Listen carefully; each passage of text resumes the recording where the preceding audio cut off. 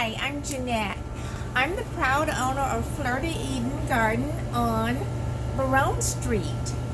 I am also the founder of Garden on Mars in the lower ninth ward. And as much as I like to talk about roses and growing vegetables, today I want to talk to you about begonias.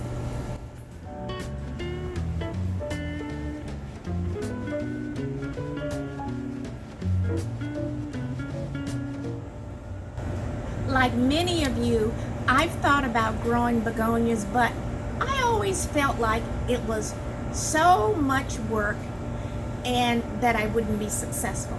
Now, what I want to tell you today is you don't have to know a lot about growing begonias to be successful.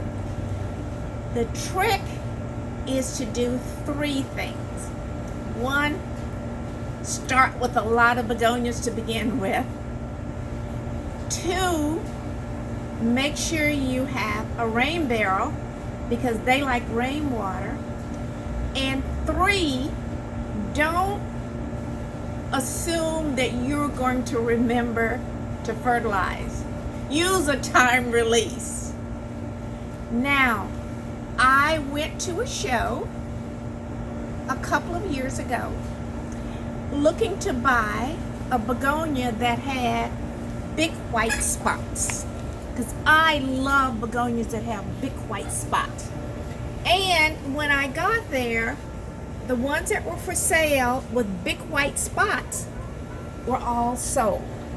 However, when I told that story to the person who was hosting the show, she was kind enough to give me a cutting off one of the prize begonias that had big white spots. So 2 years later, I have what I love, a begonia that is beautiful, even though it's not blooming, because it has those gorgeous white spots.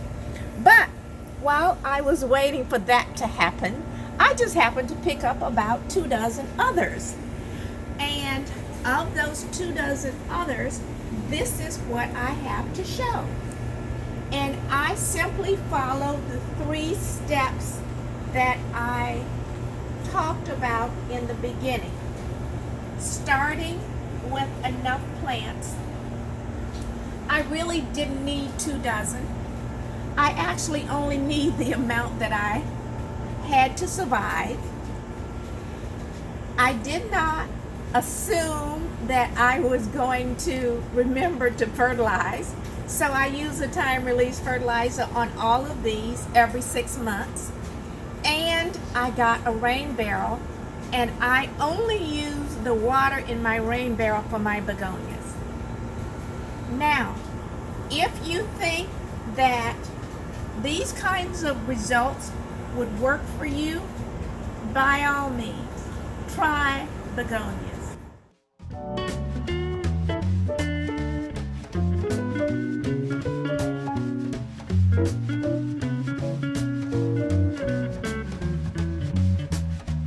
Back in the days when I was young, for me Paris was just a song.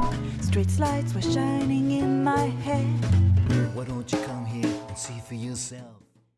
Alright, this begonia, which is so gorgeous, is Bobby Price. And the wonderful thing about Bobby Price is that it's pretty even when it's not in flower. It's like the girl whose measurements are 36, 24, 36. Even from the rear, she looks great. Even when Bobby Price is not in flower, he looks great. This is Linda Dawn and Lana. Lana has an absolutely magnificent flower. And the wonderful thing about it is that because it grows tall, the flower is up where you can see it. And some of the begonias, like flycatcher here, is not going to produce a lot of blooms, but the plant is so gorgeous, it doesn't have to bloom. It's just pretty out of bloom. Now, as we move along here, this is pink taffeta. And isn't that just so gorgeous? Doesn't that just make you think of a pink negligee that's all frilly and beautiful? Yes, pink taffeta is so wonderful to grow. And as we move along here, we come to a white that is called Denny's front porch. Denny's front porch.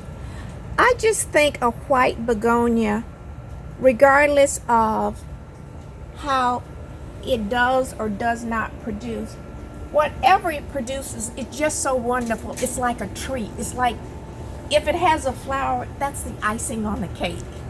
But the plant is gorgeous by itself. Now, if you are interested in begonias that grow in the ground, I only have one, but that one is a gem, a real gem. Come with me, I'll show you.